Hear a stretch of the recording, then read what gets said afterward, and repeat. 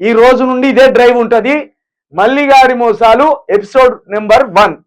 ఈ episode number 1లో Mallanna గారి, ఇదే మన తీన్మారు మల్లన్న గారి భాగోతం ఎట్లున్నది ఏంది సంగతి అనేది మీకే చూపెడతా.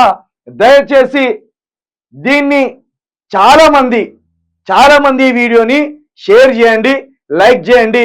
మనం ఎందుకంటే పట్టభద్రుల నుండి ఈ దొంగను ఎట్లా చేసి ఒడగొట్టవలసిందే.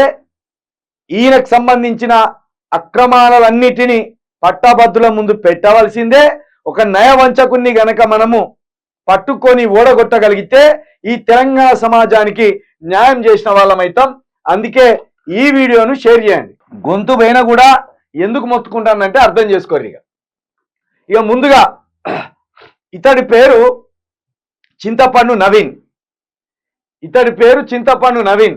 కానీ ఆ పేరుతోటి డబ్బులు సంపాదించలేను అని ఒక ఆలోచనని తనలో తానే ఇమిడించుకొని V6 ఛానల్లో తన పాత్రకు పెట్టిన పేరునే ఆయన సొంత పేరుగా గెజిట్ చేసుకొని తీన్మార్ మల్లన్నగా ఈ సమాజానికి పరిచయం అయింది. అందులో భాగంగానే ఈయన అఫిడవిట్లో కూడా తీన్మార్ మల్లన్న, చింతపండు నవీన్ కుమార్ ఈ పేరు లేనిది ఈయనకు బతుకు లేదు. ఇవి ఇక్కడ చూసుకోవచ్చు. చింతపండు నవీన్ కుమార్, నువ్వు పాన్ కార్డు తీసుకున్నా, ఏ కార్డు తీసుకున్నా చింతపండు నవీన్ కుమార్ అనే ఉంటది. చేంజ్డ్ యాజ్ తీన్మార్ మల్లన్న అని పెట్టిండి. ఎట్లా?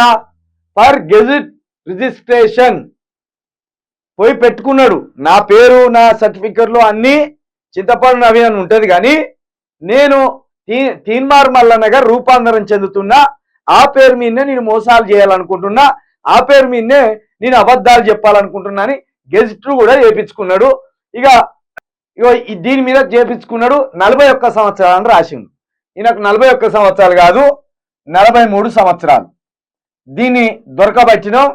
ఈయన పాన్ కార్డు, ఆధార్ కార్డు అన్ని దొరకబట్టి ఈ 43 ఏండ్లు ఉన్నాడు. మొట్టమొదలు దీని మీద చర్యలు తీసుకోవాలి ఈసీ గారు. ఈడ అబద్ధం ఆడిండు. 43 ఏండ్లు ఉన్నాయి ఈయనకు, కానీ ఇక్కడ 41 ఏండ్లని ఈడొక అబద్ధం ఆడిండు. దీన్ని కూడా మేము అక్కడ ఈసీ గారితో మాట్లాడినాం. ఇక ఇది పక్కన పెడితే ఆలేరుకు సంబంధించిన వాసి, ఆలేరు కాన్స్టిట్యున్సీ అనేది ఇక్కడ చూసుకోవచ్చు. ఆలేరు కాన్స్టిట్యున్సీ. ఇక ఫేస్బుక్ లో కూడా ఏమని ఉంటదంటే నవీన్ కుమార్ CH అని ఉంటది.